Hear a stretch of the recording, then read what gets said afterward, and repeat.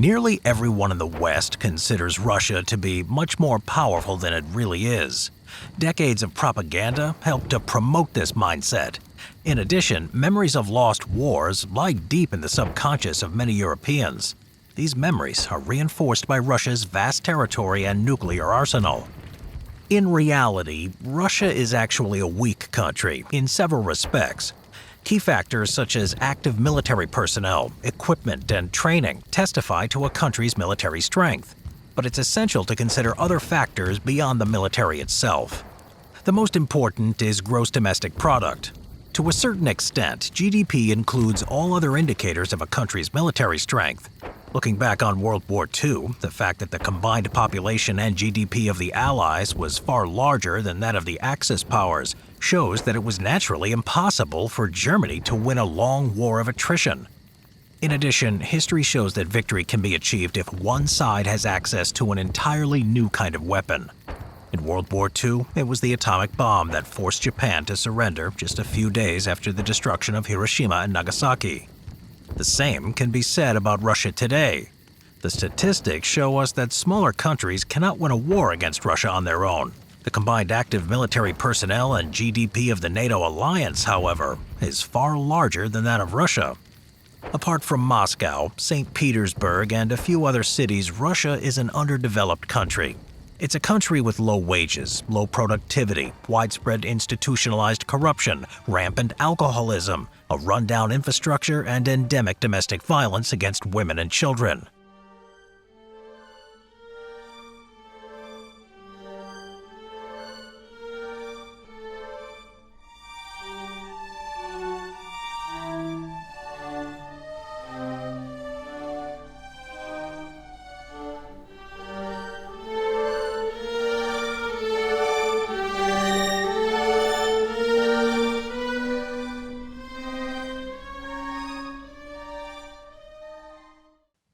Another weakness in Russia's military capabilities is intellectual potential. It's hard to analyze it in numbers, but we can get an approximate idea by the number of distinguished scientists who have won the Nobel Prize. From 1901 to 2021, the Nobel Prize had been awarded to 398 scientists from the United States, and only 32 from Russia. Professors from Harvard University alone have won more Nobel Prizes than the entire community of Russian scientists. Russia's intellectual potential has always lagged behind that of the West, but the Russians have learned to compensate for this situation by obtaining knowledge from elsewhere. They've invited scientists from other countries to move to Russia, engaged in spying, duplicated, and even stole foreign inventions. During and after World War II, for example, the Russians dismantled entire German factories and laboratories and transported them to Russia, together with numerous scientists and their families who had no say in the matter. Geographical size is Russia's most significant component, and in this sense, the country is still impressive. Russia stretches across 11 time zones and has enormous amounts of natural resources, not all of which have been discovered. Russia's advantage of strategic depth has allowed its leaders to pursue scorched earth tactics and to draw invading armies deep into its territories until the enemy cannot maintain effective supply lines and loses the initiative on the battlefield. The last element that forms a country's military strength is ideology. Russia is very powerful in ideological terms. The political elite and its supporters espouse a peculiar pseudo-religious ideology, which has emerged over the past 500 years, and many thinkers have had a hand in creating it. It's difficult to name this ideology because it's constantly being transformed and adjusted to the times. During the communist period, for example, it was said that capitalism would soon collapse and that versions of Russian communism would be victorious across the planet. Today, it's most commonly known as the Russian world. The founder of Russia's ideology was Philotheus, an Orthodox monk who lived under the reign of Vasily III. It was around 1515 when Philotheus started writing to Vasily about the messianic mission of the Russian nation that he had envisioned, and about the absolute power with which the Tsar should be endowed. His letters are known as the Third Rome Prophecy, and the main points concern Moscow's role in the world. Pious Tsar, listen and remember that all Christian kingdoms have now merged into one, your tsardom. 2 Romes have fallen, the 3rd stands firm, and there will not be a 4th. No one will replace your Christian tsardom. Philotheus was referring to the Roman and Byzantine empires, which had lost their splendor and power, but were symbols of global rule. Moscow was to carry forward the legacy of the Byzantine Empire, and it would never fall. This ambitious and unrealistic goal, dreamed up at a time when Muscovy was a small, primitive nation and when Moscow was a city of wooden huts and muddy streets, has been engraved into the thinking of Russia's governing elite ever since. A great deal has changed in the world since the 16th century, but the sense of mission in the Third Rome prophecy is still very present in Russia. This far-reaching goal of world domination is of course never discussed publicly, especially since the collapse of the Soviet Union when Russia became significantly weaker. This is why Russia's ideologues continue to be hard at work to transform their ideology and make it more appealing to non-Russians. Over the course of time, various additional fantasies have been added, and with the help of modern communications, Russia's ideology has become increasingly effective. A good example of this can be seen in Alexander Dugin, a former professor at Moscow State University, who was sacked in 2014 after his hostile comments about Ukrainians rendered his academic position untenable. It's around this time that people in the West began to pay more attention to Dugin, particularly people from the extreme ends of the political spectrum. Dugin believes in causing as much chaos in foreign countries as possible, symbolized by his emblem, the satanic chaos star sigil. In Dugin's eyes, a decisive conflict is unfolding between the Eurasian world, led by Russia, and the Atlantic world, led by the United States. He wrote his book, Foundations of Geopolitics, under the wing of Russia's military espionage service, and describes his ideology as the battle for the world rule of Russians. The book includes a multitude of instructions on how to subvert, manipulate, and conquer various countries in order to create the Eurasian Empire. Here's a passage from it. Russia should introduce geopolitical disorder into internal American activity, encouraging all kinds of separatism and ethnic, social, and racial conflicts, actively supporting all dissident movements, extremist, racist, and sectarian groups, thus destabilizing internal political processes in the U.S.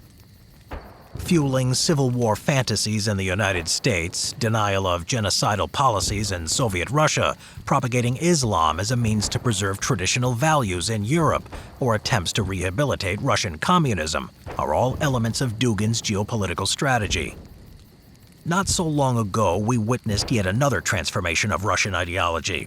On March 27, 2024, the head of the Russian Orthodox Church, Patriarch Kirill, declared that the conflict with Ukraine is a holy war that can end only with the extermination of Ukrainian identity and statehood, and that Russia has a holy mission to save the world from Satanism. Patriarch Kirill also claimed that Russian soldiers killed in Ukraine would have their sins washed away. Statements such as these may sound bizarre, even funny in the West, but centuries of brainwashing have conditioned the Russian people to believe that it's worth dying, or preferably killing others for their messianic ideology of world domination, and that only a ruthless, bloodthirsty ruler is worth following in this struggle.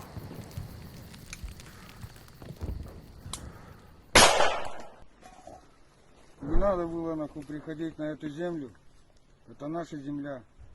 И эти мирные жители попросили у России помощи.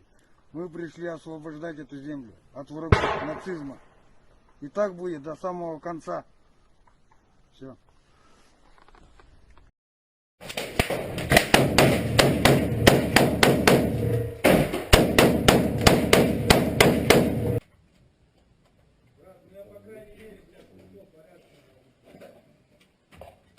А теперь смотри, ты пришел порядки наводить ко мне домой.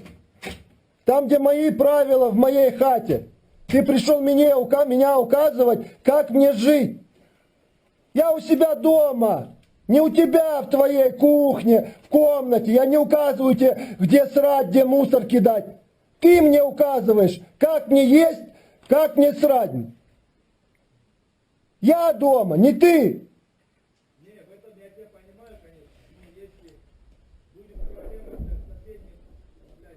Ну как это, подумай, блядь. Ты живешь, блядь, на этаже, идешь к соседу, бьешь ему ебало, говоришь, ты, сука, жрешь неправильно, блядь. И твоя кухня теперь, сука, моя, блядь. Из-за того, что ты жрешь неправильно, блядь. Это нормально, блядь?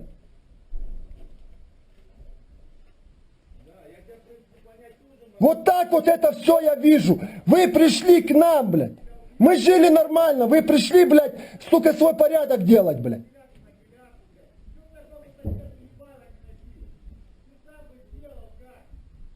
Не переживай, кому надо, мы ебало бьем, мы не стесняемся, блядь. И Януковичу тоже хотели набить ебало, блядь, только он съебал, блядь. The nuclear weapon is a God-given instrument, and Moscow is a successor of ancient Rome. In Russia, Christianity justifies Putin's wars. Don't load the Grad without praying. You push each of these shells in and say, Господи помилуй, Господи помилуй, Господи помилуй. Orthodox priests bless Russian soldiers and weapons, collect military aid and mix sermons with propaganda. The head of the Russian church glorifies Putin. God willing, only the end of the world will mean the end of your stay in power. And presents icons to the military authorities. This icon will protect Russian troops and will accelerate our victory. Russian Orthodox Church has become another part of the war machine. Even religious schools are transformed into military academies, where kids learn to pilot drones. Is this still Christianity? Another myth in the West is that Russians are unpredictable. Many people believe this claim, fearing that another world war might erupt due to the unpredictable nature of the Russians. Russians are actually very predictable, as could be expected from a people who are very good at the game of chess. In seeking to foresee Russia's future actions, one should always remember two facts from Russian history. First of all, Russia has never invaded a stronger neighbor. Secondly, ever since the Bolshevik Revolution, the Russians have followed the principle of prodding with the bayonet. If the flesh is soft, then keep prodding. Russia's strategy in pursuit of world domination is based on constant expansion, bit by bit, as soon as an opportunity arises.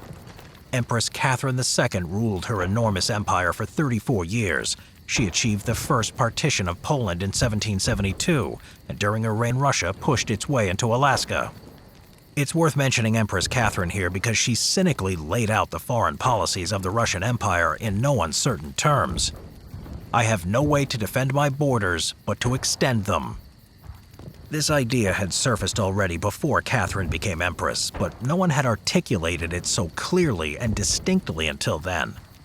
Interestingly, the Wikipedia entry on Catherine II contains several quotes from her, but not the aforementioned one, despite the fact that ever since her reign, this unwritten but clearly defined doctrine of conquest has been the cornerstone of Russia's foreign policy. Today, Russia's strategic goals include splitting up the European Union, getting NATO to dissolve, and ending American influence in Europe. This would make it easier for Moscow to regain control over the entire territory of the former Russian Empire. Russia knows that in the current situation, it cannot expand southward in the direction of China. The subjugation of Europe, by contrast, might be easier to achieve, even if it takes 100 years to accomplish. That would turn Russia into a true superpower, a mighty country with massive territory, resources, and nuclear weapons, along with Europe's advanced intellect and manufacturing capacity, might eventually be emboldened to take a further step toward global rule. Western politicians who live in security and comfort see the prospect of a Russian expansion westward as an impossible fantasy. Although none of us are likely to experience that day, this is a long-term project in which the Russians have already invested 500 years, killing millions in the process. We can therefore conclude that despite its weaknesses, Russia should not be underestimated. The country's enormous territory, wealth of natural resources, and substantial arsenal of nuclear weapons still make it a force to be reckoned with. Even more important is Russia's messianic ideology, which has successfully united the Russian people against their perceived foreign enemies. Let us also recall that far weaker enemies have beaten mighty powers in the past. One of the best examples is the Spanish conquest of the Inca Empire. With only 168 men, Francisco Pizarro defeated a veteran army of 8,000 Inca warriors. Alexander the Great conquered the seemingly invincible Persian Empire. Other vivid examples are the Greek Revolution of 1821 and Latvia's War of Independence almost 100 years later.